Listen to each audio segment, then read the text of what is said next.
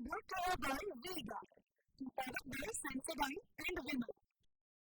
We are ZFC. ભયાવહ અગ્નિકાંડ ભસ્મ થઈ ગયા અનેક પરિવારોના હસતા ચહેરા અને આ જ ગેમ ઝોનમાં એક પરિવારની આશા પણ જીવતી સળગી ગઈ છે। 20 વર્ષની દીકરીને ગુમાવી પરિવાર શોકમગ્ન છે। 8 મહિનાથી ગેમ ઝોનમાં કામ કરતી આશા કાથડ પર આ અગ્નિકાંડમાં હોમાઈ ગઈ છે। કેસરિયાથી મન જોગી થયું રે, દિલ ઝૂમે જુઓ મતમસ્ત થયું રે, કેસરિયાથી મન જોગી થયું રે। હર પળ મનાવો કેસરી તહેવાર, વિમલ બોલો જુબાન કેસરી। પરિવારે તેનું મોત તો સ્વીકારી દીધું, પરંતુ બસ રડતી આંખે હવે તેમની વહાલ સોઈ દીકરીના મૃતદેહની માંગ કરી રહ્યા છે। ભારોભાર બળાપો છે અને આ પરિવારને સરકાર પ્રત્યે આક્રંદ એટલું છે કે તેમની પીડા વર્ણવવા માટે તેમની પાસે શબ્દો નથી। રડતી આંખો પૂછે છે કે સહાયના રૂપિયા તેમની આશાને જીવતી કરી શકશે। રહી રહીને હૃદયમાં ઉઠતી ચીસ પૂછે છે કે તેમની હસતી રમતી દીકરી હવે શું ફરી તેમનું ઘર જીવન કરી શકશે? તક્ષશિલા અગ્નિકાંડ જેટલો જ ભયાવહ એક એવો અકસ્માત, એક એવી દુર્ઘટના કે જે 28 લોકોના જીવ લઈ લે છે અને 28 લોકોમાંથી એક એટલે ટીઆરપી ગેમ ઝોનમાં કામ કરતા આશાબેન કાથડ। એ આશા કે આજે એમના જવાથી એમનો આખો પરિવાર નિરાશામાં ગરકાવ થઈ ગયો છે। આશાબેન કાથડ 20 વર્ષની ઉંમર, નીચે મેં એક વ્યક્તિને પૂછ્યું કે તેમના મૃતદેહને લઈ જવામાં આવ્યો। એ વ્યક્તિ કહી રહ્યા છે કે કંઈ મળ્યું જ નથી તો મૃતદેહ ક્યાંથી લઈ જવામાં આવે। આ આશાબેનના પિતા જે અત્યારે કંઈ બોલવાની સ્થિતિમાં નથી, પણ એમની પાસેથી એક વાત તો જાણવી છે કે આ ઘટના પછી એમની શું મનોવ્યથા છે। ભાઈ, શું કહેશો? અમે હું બેન ત્યાં ગયા હતા, બધું ભરતું હતું, આખું હરકી ગયું, કોઈ નહોતું ત્યાં બતાવવાનું। 4 ચક્રું માર્યું, કોઈ નહોતું, આખું ટાપે હરકી ગયું। કેટલા મહિનાથી જોબ કરતા હતા ત્યાં? 8 મહિનાથી કરે। અચ્છા, જે દિવસે ગયા એ દિવસે તમારી સાથે શું વાત કરીને ગયા? બપોરે ગયો ટિફિન દેવા, એટલે મને ટિફિન લઈને કે પપ્પા મોબાઈલ લેતા જ, તમારે જરૂર પડશે, એક જ મોબાઈલ છે એટલે। અચ્છા, આ દુર્ઘટના થઈ ત્યારે કઈ વાત થઈ એમની સાથે? કાંઈ બેન ફોન જ નથી, તો પછી વાત કેવી રીતે? બેસા જ નથી ને હું દોડીને પી ગયો હતો, હરકી ગયું હતું આખું, બ્લાસ્ટ થયો થી। ઘરમાં કોણ કોણ છે બીજું? આશાથી મોટી બેન છે, એનાથી 2 બેનું મોટી, બીજું ને એક નાનો ભાઈ છે। હા, એક નાનો ભાઈ। અચ્છા, આશાબેનને હવે તો આપણે પાછા નથી લાવી શકવાના, પણ કેવી રીતે તમને ખબર પડી કે એમનું મોત થયું છે?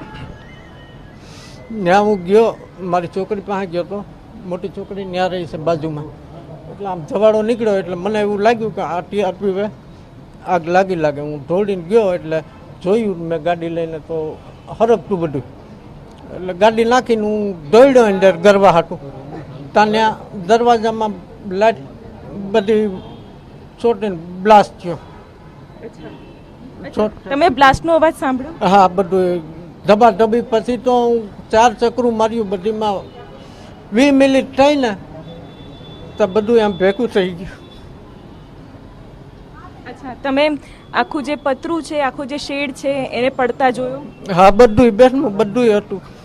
6-7 જણાને બચાવ્યા, કાઢ્યા, 2 જણા ટીંગાઈને પડ્યા, એને બચાવ્યા છેલ્લે આગમાં। હું હતો ને હાજરમાં। બેન તો હોય જ કે પણ ડેડ બોડી અમને નથી દીધી। અમે સવારના 5 વાગ્યાના અહીંયા સિવિલ હોસ્પિટલમાં છે, અહીંથી અહીં 4 કોર ફેરે છે। મારા પપ્પા, અમે મિડલ ક્લાસ ફેમિલીમાંથી બિલોંગ કરીએ। વિચારો, અમે બહાર ગામથી આવેલા, અહીં અમે ભાડે રહીએ છીએ। છતાંય અટાણે સરકારે બધી સવારમાં આવીને પોલીસ વાળાને બધી કાર્યવાહી કરે, શું કામનું? જ્યારે આગ લાગી હતી, આગ લાગી એવડી ટીઆરપી ઝોનમાં, તો 2 સેકન્ડમાં ખબર પડી જાય ને મેડમ ત્યાં ફૂલ સુવિધા હોય તો તમે કયો જોઈએ ખબર પડી જાય કે નહીં. તો 1 સેકન્ડની વાર ન લાગે ને બચાવવામાં બધી લોકોને છતાંય એમાં એક માણસ જીવતું નથી નીકળ્યું તો એમ કહે કે આ 40 સ્ટાફ નીકળી ગયા, એક માણસ જીવતું નથી નીકળ્યું. તો આ ટીઆરપી ગેમ ઝોનની બેદકારી ને આ મોટામાં મોટી સરકારની બેદકારી કે ત્યાં કઈ સુવિધા નથી.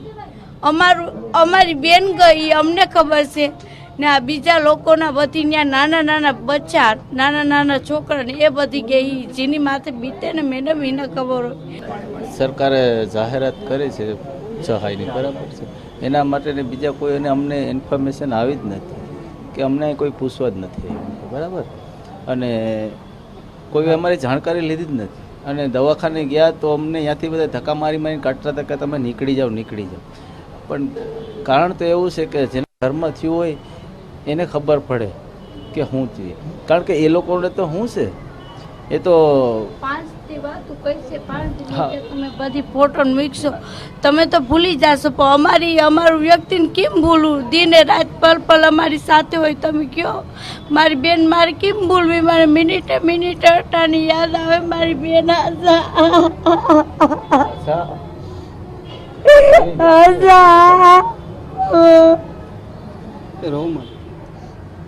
આશા એક એવી વ્યક્તિ હતી કે કોઈને ખટકે એવી નહોતી, બરાબર, બધા માટે હળીમળી રહી. અને ન નીકળી શકે એનું કારણ એ છે કે છોકરાઓને બચાવવા માટે એનું જીવ દઈ દીધું છે, બરાબર. પણ આ સરકારની બહુ મોટી બેદરકારી છે. પહેલાં તો ગેમ ઝોનની બહુ મોટી બેદરકારી છે કે સરકાર એની કોઈ જાણકારી લીધી નથી કે આમાં તમે કે આને બચવા માટેનો કોઈ ઉપયોગ કઈ રાખ્યું છે કે નથી રાખ્યું છે, બરાબર. આ એમનેમ જ હાલતું. હા, તો આશા કે જે બીજાના જીવનના આશા તો બની ગયા પરંતુ પોતાનો જીવ ના બચાવી શક્યા. પરિવારજનો આજે એ આશાનું વ્યક્તિત્વ યાદ કરી રહ્યા છે, એની સાથેની યાદગીરીઓ તાજી કરી રહ્યા છે. પણ એ આશા નામનું વ્યક્તિ કે જેનો મૃતદેહ પણ હજી એ પરિવારને નથી મળ્યો, માત્ર જાણ થઈ છે કે તમારું વ્યક્તિ હવે નથી રહ્યું, તમારું વ્યક્તિ હવે ટીઆરપી ગેમ ઝોનમાં બળીને મરી ગયું છે, આવી છે. અને માત્ર ને માત્ર હવે આંખોના આંસુ સુકાતા નથી અને આશાની એ યાદો આ પરિવારના મનમાંથી જતી નથી. એવું કહી રહ્યા છે કે ખાલી જાણકારી પણ અમને નથી આપી રહ્યા. જીવતા જીવ જેણે જાણકારી નથી લીધી એ હવે મરીને શું જાણકારી લેશે? એ સવાલ પણ સરકાર અને તંત્રને પૂછવો રહ્યો, કારણ કે લોકોના જીવની દરકાર પણ સરકારે લીધી નથી. તંત્ર પણ કામગીરીમાં વામણું સાબિત થયું છે. આ બધી આંખો, આ જે દુઃખ છે, આ જે સંવેદના છે એ અમે આપના સુધી પહોંચાડવા માંગીએ છીએ, કારણ કે આ વ્યક્તિ જતું રહે છે, જીવ જતો રહે છે ત્યારે સહાય પણ છે ને એ વામણી લાગે છે. આ એ પળ છે, આ એ સંવેદના છે કે જે હવે બહેરા કાને સંભળાય એનો અમારો આ એક પ્રયત્ન છે. સવાલો થશે કારણ કે ગુનાહિત બેદરકારી બની છે અને હવે તો હાઈકોર્ટે પણ કહ્યું છે કે આ એક માનવ સર્જિત ડિઝાસ્ટર છે અને આની સામે હવે જો પગલાં ન લેવાય તો આ સવાલો પણ શું, આ સરકાર પણ શું અને જેણે જીવ ગુમાયા છે તેની સામે ન્યાય પણ શું, આ બધું જ નિરર્થક સાબિત થશે. કેમેરા પર્સન ઇમરાન શેખ સાથે શિવાની પુરોહિત, TV9 રાજકોટ. સંશોધન એન્ડ વિમલ.